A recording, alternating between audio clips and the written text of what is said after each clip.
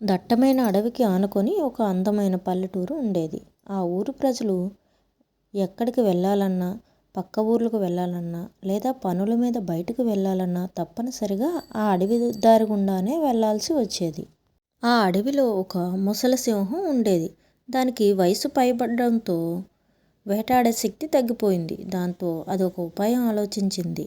ఆ సింహానికి ఒక బంగారు కంకణం దొరికింది. అది అడవిదారిలో ఉన్న ఒక బురదగుంట పక్కన కూర్చొని అటుగా వెళ్ళే బాటసారులను పిలిచి ఇలా చెప్పేది. ఓ పుణ్యాత్ముడా, నా దగ్గర ఈ బంగారు కంకణం ఉంది. నేనిప్పుడు ముసలిదాన్ని అయ్యాను, హింసను వదిలేశాను. ఈ బంగారు కంకణాన్ని ఎవరికైనా దానం చేయాలనుకుంటున్నాను.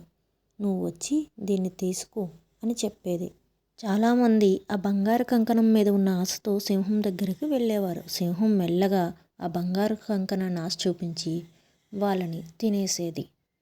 అలా జరుగుతున్న క్రమంలో ఒకరోజు సింహం మళ్ళీ అదే విధంగా అరవడం మొదలుపెట్టింది. ఈ బంగారు కంకణాన్ని ఎవరికైనా దానం చేస్తాను అని. ఒక తెలివైన బాటసారి అటుగా వచ్చి ఇది విని ఆలోచిస్తాడు. సింహం ఎప్పట్లాగే బంగారు కంకణాన్ని ఆశ చూపించి అతన్ని కూడా చంపి తినేయాలనుకుంటుంది. సింహం మాయమాటలు విన్న అతనికి అనుమానం వచ్చి ఆలోచిస్తాడు. చుట్టూ చూడగా తనకి ఎముకలు, పాత బట్టలు కనిపించాయి. ఇది సింహం పన్నాగం అతనికి అర్థమయ్యింది.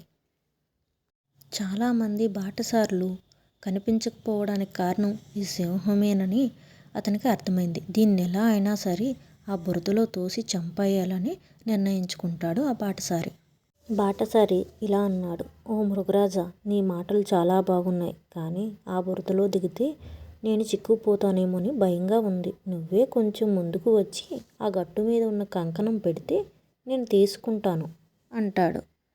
సింహం తన ఎర చిక్కిందని సంబరపడి ఇలాగా ముందుకు అడుగు వేసింది. కానీ అది ఉన్న చోట చాలా మెత్తటి బురద అని మర్చిపోయింది. బాటసారి మాటలు నమ్మి ముందుకు రాబోయి సింహం కాస్త లోతైన బురదలో దిగబడింది. అప్పుడు బాటసారి మరికొన్ని రాళ్ళు కర్రలతో దాన్ని మరింత లోపలికి నొక్కి ఆ జిత్తులు మారి సింహం ఆట కట్టించాడు. ఈ కథలో నీతి: అతి ఆశ ప్రమాదకరం. ఎదుటివారు చూపే అమితమైన ఆశ వెనుక ఏదో ఒక మోసం దాగి ఉందని గ్రహించి వివేకంతో ఆలోచించాలి.